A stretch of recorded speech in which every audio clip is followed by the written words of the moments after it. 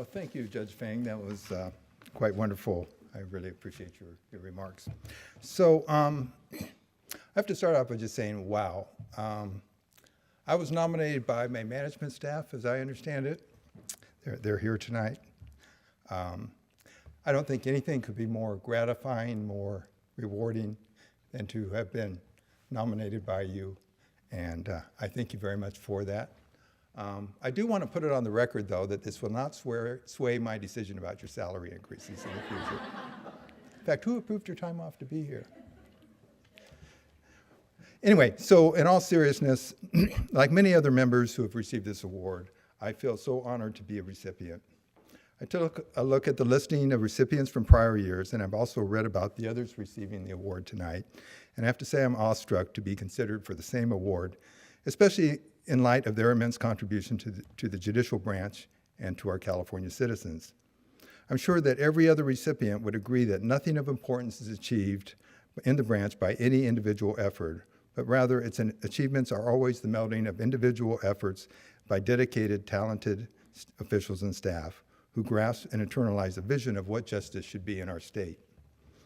So many individuals dedicate themselves at the local trial court level and here at the Judicial Council to contributing in 1,000 different ways to that vision becoming a reality for California citizens.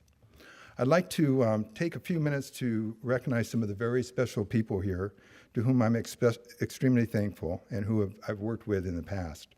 Not just for this award, but for allowing me the opportunity to make some small contribution alongside those thousands of officials and staff. First of all, I'd like to thank the Chief Justice for her leadership and the faith that she had in me in granting the opportunity to participate on the council and various advisory committees and working groups. That appreciation certainly extends to the advisory committee chairs and others who supported my nomination. Second, a special thank you to the folks here from the Napa Superior Court, Assistant Presiding Judge Mark Bosnecker, my management team, Jeanette, Maureen, Kim, and Lisa.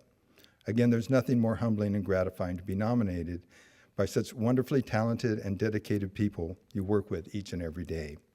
If I could divide up this award among you, I would, because you certainly deserve a great deal or as much or more credit for everything that has been accomplished there, but still no salary increases.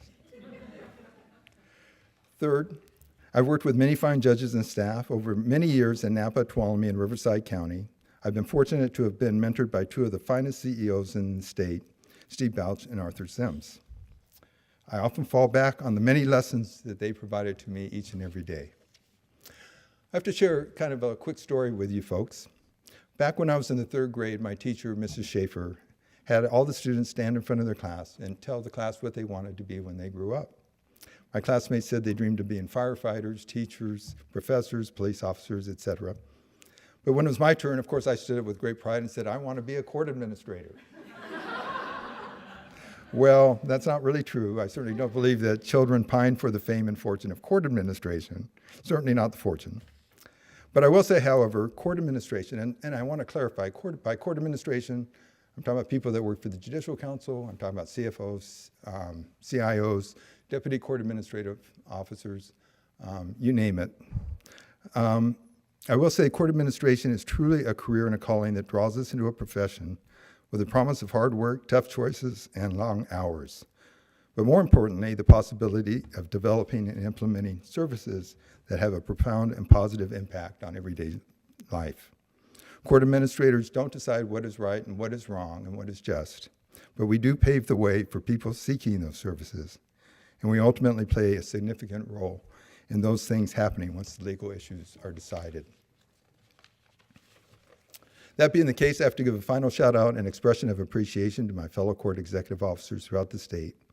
At the last Court Executive Advisory Committee meeting, I looked around the room and I was struck by how fortunate I've been to be part of a group of professionals so eager to contribute to leading and improving justice services throughout the state.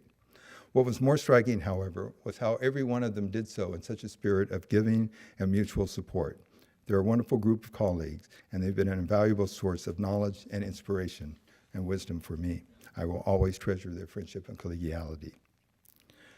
Last and certainly just as important, I want to thank my wife, Teresa, my children, Lauren, who hopefully is away at college studying, Benjamin, who is here tonight, and Elena, who is here tonight, for their support.